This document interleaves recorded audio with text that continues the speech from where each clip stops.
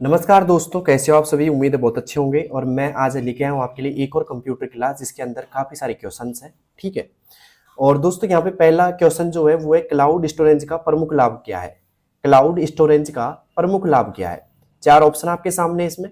केवल offline data, internet से कहीं से भी डेटा एक्सेस, केवल एक यूजर एक्सेस, डेटा सुरक्षित नहीं रहता। बताइए दोस्तों, क्लाउड स्टोरेज का जो मुख्य लाभ होता है, प्रमुख लाभ होता है, वो क्या होता है। अगर आपको आता है तो जल्दी से आप मुझे बताइएगा। ठीक है दोस्तों, यहाँ बात करें क्लाउड स्टोरेज का जो प्रमुख लाभ है वो है इंटरनेट से कहीं से भी डेटा एक्सेस। इंटरनेट से कहीं से भी डेटा एक्सेस, यहाँ से ये प्रमुख लाभ है इसका। तो सीधी सी बात है, कहीं से भी data access. B option is right. ठीक है, अब चलते हैं दोस्तों अगले क्वेश्चन की। और अगला क्वेश्चन है हमारा आज का क्वेश्चन नंबर 2। पावर पॉइंट में स्लाइड मास्टर का कार्य क्या है। पावर पॉइंट में स्लाइड मास्टर का कार्य क्या है। केवल टेक्स्ट लिखना, पूरी प्रस्तुति के लिए समान डिजाइन और लेआउट लागू करना, ऑडियो जोड़ना या ट्रांजेक्शन बनाना। यहाँ पे बात की जा रही है दोस्तों स्लाइड मास्टर की। कई क्लास में मैंने क्वेश्चन दे दिया आपको। स्लाइड मास्टर का कार्य क्या है। केवल टेक्स्ट लिखना, पूरी प्रस्तुति के लिए समान डिजाइन और लेआउट लागू करना, ऑडियो जोड़ना या ट्रांजेक्शन बनाना। दोस्तों यहाँ पे स्लाइड जो मास्टर होता है उसका जो कार्य है वो है दोस्तों पूरी प्रस्तुति के लिए समान डिजाइन और लेआउट लागू करना। यहाँ पे आएगा बी ऑप्शन, पूरी प्रस्तुति के लिए समान डिजाइन और लेआउट लागू करना। किस किस का सही है भैया क्वेश्चन। ठीक है, दो सवाल पूरे हो चुके हैं दोस्तों, और दो में से दो किस किस के सही है। ठीक है, ओके। अब चलते हैं तीसरे की ओर। तीसरा सवाल है दोस्तों आज का हमारा, कुकीज का मुख्य उद्देश्य क्या है। बताइए दोस्तों, कुकीज का मुख्य उद्देश्य क्या है। डेटा डिलीट करना, यूजर की लॉगिन व प्रीफरेंस को अस्थायी रूप से सेव करना, वायरस फैलाना या पासवर्ड बदलना। बताइए दोस्तों, कुकीज का जो मुख्य उद्देश्य है वो क्या है। अगर आपको आता है तो कमेंट बॉक्स में जल्दी से बताइए इसका आंसर। कुकीज का मुख्य उद्देश्य क्या है। दोस्तों कुकीज का मुख्य उद्देश्य होता है यूजर की लॉगिन व प्रीफरेंस को अस्थायी रूप से सेव करना। B option is right. अब चलते हैं यहाँ पे चौथे क्वेश्चन की। और चौथा क्वेश्चन है, जब कई कंप्यूटर एक सीमित क्षेत्र में जुड़े होते हैं तो उसे क्या कहा जाता है। जब कई कंप्यूटर एक सीमित, है ना, एक सीमित क्षेत्र में, ध्यान रखना, सीमित एरिया में जुड़े होते हैं तो उन्हें क्या कहा जाता है। ठीक है, वैन, मैन, पैन या लैन। बताइए दोस्तों क्या कहा जाता है। तो यहाँ पे आएगा दोस्तों लोकल एरिया नेटवर्क, लैन कहा जाएगा। लोकल, है ना, लोकल एरिया नेटवर्क। यहाँ पे एक सीमित की बात की जाए, मतलब एक तरह की स्मॉल एरिया में की बात की जाए तो लोकल आएगा। ज्यादा एरिया की बात की जाती है तो फिर आ जाए वैन। ठीक है, और पैन ब्लूटूथ से संबंधित अगर क्वेश्चन आता है तो उसके लिए होता है दोस्तों पैन कार्ड, ये ब्लूटूथ के लिए होता है। ठीक है, अब चलते हैं दोस्तों पांचवें सवाल की। और पांचवा आज का कि जब कोई व्यक्ति इंटरनेट पर अपनी पहचान छिपाकर किसी दूसरे व्यक्ति की जानकारी चुराता है या धोखाधड़ी करता है तो इसे क्या कहा जाता है। हैकिंग, ट्रैकिंग, स्पूफिंग या फिर एक तरीके से फिशिंग। बताइए दोस्तों, जब कोई व्यक्ति इंटरनेट पर अपनी पहचान छिपाकर किसी दूसरे व्यक्ति की जानकारी चुराता है या धोखाधड़ी करता है तो इसे क्या कहा जाता है। हैकिंग, ट्रैकिंग, स्पूफिंग या फिशिंग। दोस्तों इस प्रक्रिया को कहा जाता है फिशिंग। क्या कहा जाएगा दोस्तों, फिशिंग। क्लियर है तक का। अब चलते हैं दोस्तों छठे सवाल की ओर। छठा सवाल है आज का, कंप्यूटर नेटवर्क में प्रोटोकॉल का क्या अर्थ है। कंप्यूटर नेटवर्क में प्रोटोकॉल का क्या अर्थ है। प्रोटोकॉल मतलब एक तरीके से मैं कह सकता हूं दोस्तों आपसे नियम कायदे। ठीक है, क्या दोस्तों, नियम कानून बोल सकते हैं, नियम बोल सकते हैं एक तरीके से। तो यहाँ पे आएगा कोई वायरस सॉफ्टवेयर, नहीं ये भी नहीं होगा। डेटा संचार के नियमों, अगर नियमों और मानकों का सेट प्रोटोकॉल कहलाता है दोस्तों। B option is right. Data संचार के नियमों और मानकों का सेट एक तरीके से प्रोटोकॉल का अर्थ होता है। अब चलते हैं दोस्तों यहाँ पे सातवें क्वेश्चन की। और सातवां क्वेश्चन है, ऑपरेटिंग सिस्टम का वह भाग जो हार्डवेयर और यूजर प्रोग्राम के बीच इंटरफेस प्रदान करता है उसे क्या कहा जाता है। बात की जा रही है दोस्तों यहाँ से हार्डवेयर और यूजर प्रोग्राम के बीच, किसके बीच दोस्तों, यूजर प्रोग्राम के बीच इंटरफेस प्रदान करता है उसे क्या कहा जाता है। यूजर इंटरफेस, ड्राइवर, कर्नेल या एप्लीकेशन। बताइए दोस्तों क्या कहा जाता है। क्या आएगा सातवें का सही जवाब। दोस्तों इसका जो सही जवाब होगा वो होगा कर्नेल। ठीक है, सी ऑप्शन। अब चलते हैं आठवें क्वेश्चन की। और आठवां क्वेश्चन है, एमएस वर्ड में हेडर और फुटर का उपयोग क्यों किया जाता है। प्रत्येक पेज पर समान जानकारी दिखाने के लिए, केवल पहले पेज पर जानकारी दिखाने के लिए, केवल ग्राफ जोड़ने के लिए, या फॉन्ट बदलने के लिए। दोस्तों यहाँ पे बात की जा रही है हेडर और फुटर की, ठीक है। हेडर फुटर की बात की जाए, जैसे मान लो ये पेज है आपका, ये क्या है दोस्तों, एक पेज है, और इस पेज के ऊपर बात की जाए, पेज सही बन गया ना, हाँ ऐसा, ठीक है। यहाँ पे जो ऊपर वाला पार्ट होता है दोस्तों, ये होता है हेडर वाला पार्ट, और ये जो नीचे वाला पार्ट होता है, ये होता है दोस्तों फुटर वाला पार्ट, ठीक है। और ये जो दोनों ऑप्शन जो मिलते हैं दोस्तों, वो मिलते हैं दोस्तों आपको इंसर्ट टैब में। हम मिलते हैं दोस्तों इंसर्ट टैब में मिलते हैं एमएस वर्ड के में, ठीक है। तो उम्मीद है समझ में आ गया होगा। और ये क्या करते हैं दोस्तों, प्रत्येक पेज पर समान जानकारी दिखाने के लिए काम आते हैं, ठीक है। समान जानकारी जैसे डेट हो गई है ना, वगैरह। ओके, अब चलते हैं नवे क्वेश्चन की ओर। नवा क्वेश्चन है आज का कि पावर पॉइंट में स्लाइड मास्टर का क्या उपयोग है। पावर पॉइंट में स्लाइड मास्टर का क्या उपयोग है? बैकग्राउंड बदलने के लिए, एनिमेशन देने के लिए, पूरी प्रेजेंटेशन के लिए एक समान थीम, फॉन्ट और लेआउट सेट करने के लिए, या केवल टाइटल स्लाइड बदलने के लिए। जल्दी से बताइए अगर आपको आता है तो नवा क्वेश्चन।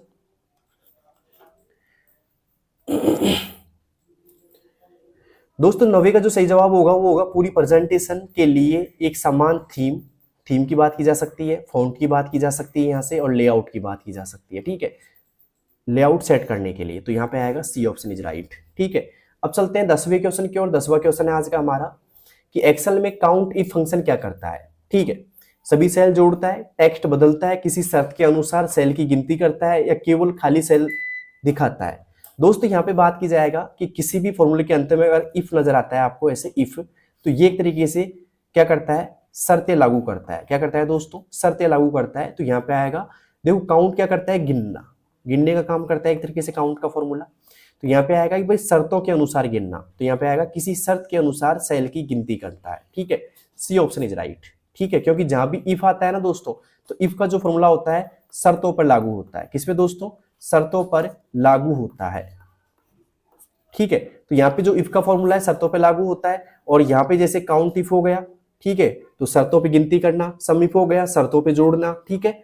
और जैसे कि एवरेज इफ हो गया तो शर्तों पे औसत निकालना।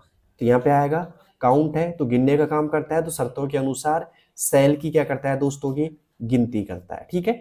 अब चलते हैं दोस्तों 11वें सवाल की ओर। मुझे बताइए 10 में से 10 किसके सही हो गए भाई, 10/10 किसका इसका स्कोर बन चुका है। अब चलते हैं आज के 11वें सवाल की ओर। 11वां सवाल है आज का हमारा, साइबर क्राइम में कीलॉगर क्या होता है। साइबर क्राइम में कीलॉगर क्या होता है भाई, जल्दी से बताइएगा। कई वीडियोज बता चुका हूँ क्वेश्चन में आपको कीलॉगर वाला। साइबर क्राइम के अंदर कीलॉगर क्या होता है, एंटीवायरस प्रोग्राम होता है, ऐसा सॉफ्टवेयर जो यूजर द्वारा दबाए गए कीबोर्ड बटन रिकॉर्ड करता है, नेटवर्क टूल या डेटा कंप्रेसर। दोस्तों कीलॉगर की बात की जाए तो ये होता है कि ऐसा सॉफ्टवेयर जो यूजर द्वारा दबाए गए कीबोर्ड बटन रिकॉर्ड करता है, कीलॉगर कहलाता है। यहाँ पे आएगा बी ऑप्शन इज राइट। अब चलते हैं दोस्तों 12वें क्वेश्चन की ओर। स्प्रेडशीट में चार्ट बनाने का मुख्य उद्देश्य क्या होता है। स्प्रेडशीट में चार्ट बनाने का मुख्य उद्देश्य क्या होता है, ठीक है। जैसे मान लो आपकी स्प्रेडशीट होती है ना, उसके अंदर आप एक तरीके से चार्ट बनाना चाहते हैं भाई, तो चार्ट कुछ ऐसे ही तो बनता है। मैं बना के दिखाता हूं आपको एक बार, ठीक है। जैसे मान लो मैंने ये बना दिया ऐसे, कैसे ऐसा एक तरीके से हम चार्ट बना सकते हैं, ठीक है। ये कॉलम चार्ट हो गया आपका। तो ये बनाने का उद्देश्य क्या है एक तरीके से, तो ये आता है दोस्तों डेटा को, ये क्या काम आता है दोस्तों, डेटा को दृश्य रूप में प्रस्तुत करना। B option is right, data को दृश्य रूप में प्रस्तुत करना किसका काम होता है दोस्तों, चार्ट बनाने का मुख्य उद्देश्य होता है। कि दृश्य रूप मतलब ग्राफिकल रूप में, किसमें दोस्तों, ग्राफिकल भी आप बोल सकते हो इसको, ग्राफिकल, ठीक है। और इसकी जो शॉर्टकट की होती है वो होती है F11। क्या होती है दोस्तों, F11 होती है। अब चलते हैं दोस्तों आज के 13वें सवाल की ओर। 13वां सवाल है आज का हमारा, क्लाउड स्टोरेज का सबसे बड़ा लाभ क्या है। क्लाउड स्टोरेज का सबसे बड़ा लाभ क्या है, जैसे केवल ऑफलाइन उपयोग, सीमित स्पेस, कहीं से भी डेटा एक्सेस और शेयर करना, केवल एक डिवाइस पर चलना, ठीक है। क्लाउड स्टोरेज की बात की जाए तो एक एग्जांपल दे रहा हूं मैं आपको, जैसे गूगल ड्राइव होती है अपनी, गूगल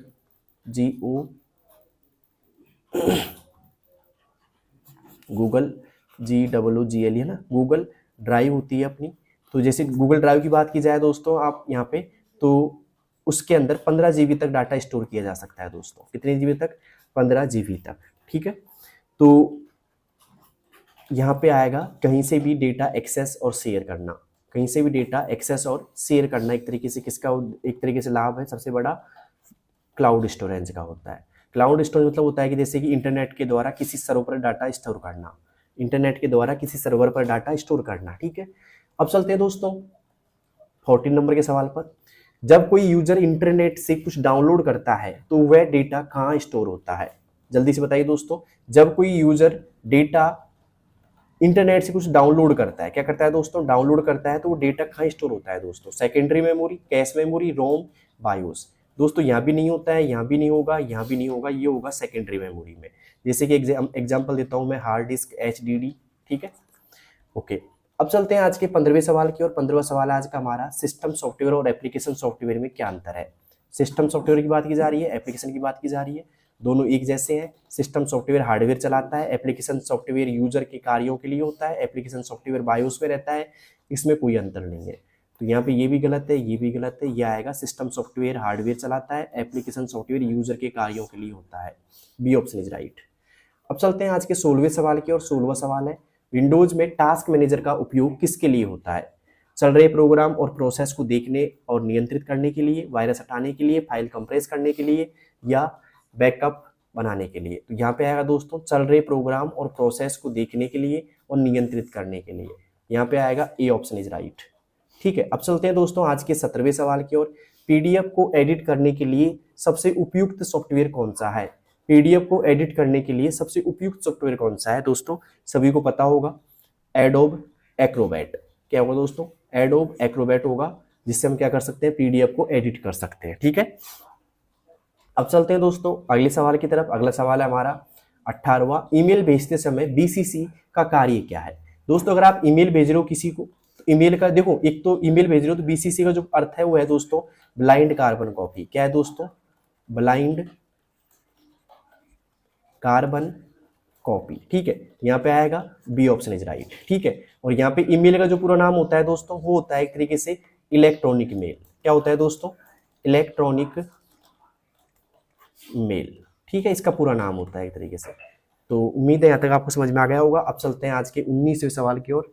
19वां सवाल है आज का हमारा कि एक्सेल में कॉनकैटिनेट फंक्शन का उपयोग किस लिए किया जाता है? तो देखो ये जो फंक्शन होता है ना भाई, ये फंक्शन क्या करता है, जैसे दो अलग अलग सेल में नाम है अपने, जैसे एक अपनी एक कॉलम ये है, एक कॉलम ये है, तो यहाँ पे कुछ नाम है, जैसे मैंने किया राम, है ना, और यहाँ पे कर दिया मैंने कुमार, ठीक है। तो यही क्या कर देगा, इसमें जाकर के राम कुमार को एक जगह कर देगा, ठीक है। तो ये क्या करता है दोस्तों, दो टेक्स्ट स्ट्रिंग को आपस में जोड़ने का काम करता है, दो या दो से अधिक टेक्स्ट स्ट्रिंग को जोड़ने के लिए उपयोग होता है दोस्तों। ये सी ऑप्शन इज राइट। अब चलते हैं दोस्तों आज के 20वें सवाल की ओर। 20वां सवाल है आज का हमारा, कंप्यूटर वायरस क्या करता है?